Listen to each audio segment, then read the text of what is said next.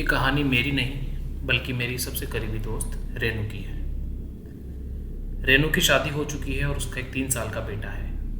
वह अपने पति और बच्चे के साथ हरिद्वार में रहती है। गुड़गांव से अपनी दूसरी मास्टर्स की पढ़ाई पूरी करने के कुछ महीनों बाद रेनू और पति अपने बच्चे के साथ में हरिद्वार वापस चले गए। उन्होंने अपने ससुराल वालों के साथ रहने के बजाय किराए का मकान लिया, क्योंकि उनके पास में एक बड़ा सेंट बर्नार्ड कुत्ता था। तब उनका बेटा मुश्किल से 1 साल का था। जिस दिन वे नए घर में शिफ्ट हुए, उन्हें मकान मालिक ने बताया कि उनकी माँ का एक दिन पहले ही लंबी बीमारी के बाद में देहांत हो गया था और उनका इलाज दिल्ली में चल रहा था। मकान मालिक एक सफल व्यवसायी हैं और उनके पास में हरिद्वार और उसके आसपास कई संपत्तियां हैं। मकान मालिक की पत्नी ने रेनू को बताया कि उनकी सास इस घर को बहुत पसंद करती थी जिसमें अब वो रहने आए थे। दरअसल उन्होंने रेनू को बताया कि मकान मालिक की माँ ने ही इस घर की दीवारों और उसके टाइल की डिज़ाइन को चुने थे और अपने इलाज के लिए दिल्ली जाने तक इसी घर में रहती थी। अपने अंतिम दिनों में भी वह लगातार इस घर में वापस आने की इच्छा जताती थी, लेकिन उनकी दवाओं के कारण ये संभव नहीं हो पाया। नए घर में शिफ्ट होने के बाद में रेनू और उसका परिवार सामान व्यवस्थित करने में व्यस्त थे। 1 हफ्ते बाद जब सब कुछ सेट हो गया तो रेनू ने नहा धोकर खाना बेडरूम में ला के रखा। उसके पति ने कहा कि वह भी फ्रेश होकर आता है और फिर साथ में खाना खाएगा। जब वह बाथरूम में था तो रेनू ने सुना कि कोई डाइनिंग रूम की ट्यूबलाइट को ऑन कर रहा है। पहले तो वह चौंकी, लेकिन फिर सोचा कि शायद उसका पति होगा। लेकिन जब उसका पति बाथरूम से वापस आया तो उसने रेनू से पूछा कि क्या तुमने डाइनिंग रूम की लाइट ऑन की है। दोनों ने इसे पुराने घर की वजह समझकर स्विच का मामला मानकर अनदेखा कर दिया। उसी हफ्ते एक रात जब वो सो रहे थे, अचानक अलमारी के दरवाजे खुलने की आवाज़ से दोनों जाग गए। वे हिले नहीं और ना ही उठकर देखने की हिम्मत की। अगले दिन सुबह जब वो उठे तो अलमारी का दरवाज़ा खुला था जैसे उन्होंने सुना था, लेकिन अंदर की कोई चीज़ हिली नहीं थी। उन्होंने इसे भी नज़रअंदाज कर दिया। 1 हफ्ते बाद रेनू का पति बिजनेस मीटिंग के लिए दिल्ली गया और वह अपने बच्चों के साथ में अकेली थी। वह डर तो रही थी, लेकिन उसने फैसला किया कि उस रात की सारी लाइट्स को ऑन ही रहने देंगी। रात के खाने के बाद उसका बच्चा सो गया और रेनू भी टीवी देखते देखते सो गई। रात के करीब 2 बजे रेनू की अचानक नींद खुली। उसे बहुत तेज झंझनाहट महसूस हुई। ये एक तरीके से वाइब्रेशन था। इससे वह बहुत डर गई, लेकिन अपने बच्चे के लिए उसने हिम्मत जुटाई।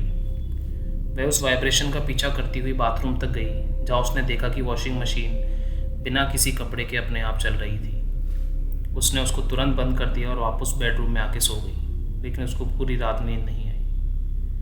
अगली सुबह जब उसका पति वापस आया तो उसने उसे सब कुछ बताया। दोनों ने मिलकर घर में पूजा करवाई। पूजा अच्छे से हो गई और पंडित जी ने कहा कि ऐसा होना स्वाभाविक है, लेकिन इसमें कोई बुरी ताकत नहीं है। कुछ हफ्तों तक सब ठीक रहा, लेकिन फिर अजीब घटनाएं शुरू हो गई। एक दिन जब रेनू रसोई में खाना बना रही थी और उसका पति ऑफिस में था, उसका बेटा हॉल में खेल रहा था। अचानक उसने सुना कि उसके बेटे की जीप अपने आप चलने लगी। ये जीप 2 मोड में चलती थी, एक ऑटोमेटिक मोड और एक मैनुअल मोड। ऑटोमेटिक मोड में ये जीप रिमोट से चलती थी। चूंकि उसका बेटा छोटा था, इसलिए जीप हमेशा ऑटोमेटिक मोड में ही चलती थी। रेनू दौड़कर हॉल में पहुंची और देखा कि उसका बेटा कमरे में एक कोने में खड़ा है और जीप अपने आप चल रही थी। वह कांप गई और रिमोट को ढूंढने लगी, जो उसने रसोई के फ्रिज के ऊपर रखा हुआ पाया।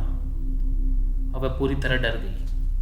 उसने तुरंत अपने बेटे को अपने पास खींचा और देखा कि जीप का चलना ऐसा नहीं लग रहा था जैसे सर्किट ढीला हो, बल्कि ऐसा लग रहा था जैसे उसे सच में कोई चला रहा हो। जीप आगे पीछे हो रही थी और मोड़ भी ले रही थी, जैसे कोई ड्राइव कर रहा हो। रेनू ने अपनी सारी हिम्मत जुटाई, अपना फ़ोन निकाला और उसका वीडियो बनाया। उसने तुरंत अपने पति को फ़ोन किया और उसे घर आने के लिए कहा। उसका पति तुरंत आया और रेनू को बच्चे के साथ लेकर घर के बाहर खड़ा हुआ पाया। उसने बाहर से एक लकड़ी का टुकड़ा उठाया और अंदर गया। अंदर जाकर उसने देखा कि अब जीप बिल्कुल शांत थी। रेनू ने उस वीडियो को दिखाया और वह भी हैरान रह गया। उसने जीप को मैकेनिक को चेक करवाया, जिसने बताया कि जीप में कोई परेशानी नहीं है। अब तक रेनू के पति ने नया घर ढूंढना शुरू कर दिया था। रेनू को पूरा यकीन था कि घर में कोई अदृश्य शक्ति मौजूद है। वह मुझे बताती थी कि उसे अक्सर ऐसा लगता था कि हॉल में से उसे कोई देख रहा हो या बिस्तर पे किसी के बैठने जैसा दबाव महसूस होता था। ये सब बहुत डरावना था, लेकिन मैं उसकी हिम्मत की तारीफ करे बिना रह नहीं पाई। आखिरी घटना जो रेनू ने मुझे बताई, ये घटना इस घर को छोड़ने से पहले की है। एक रात जब वह अपने बच्चे को खाना खिला रही थी और टीवी देख रही थी, उसका बच्चा खेलते खेलते हॉल में भाग गया, मम्मी मम्मी कहते हुए। अचानक वह भागकर वापस आया और चौंक कर हॉल की तरफ इशारा करने लगा, जैसे उसने कुछ देखा हो। रेनू ने जैसे ही हॉल की ओर देखा, वहां से किसी महिला की आवाज़ आई, मम्मी मम्मी। रेनू के रोंगटे खड़े हो गए। उसने फिर से हिम्मत जुटाई और जोर से चिल्लाई, कौन है? पर वहां से कोई जवाब नहीं आया। उसकी हिम्मत नहीं हुई कि वह अपने कमरे से बाहर जाके देखे, इसलिए उसने अपने बच्चे के साथ में कमरे का दरवाज़ा बंद कर दिया और अपने पति को फ़ोन किया। अगले हफ्ते तक वह यह घर छोड़ चुके थे।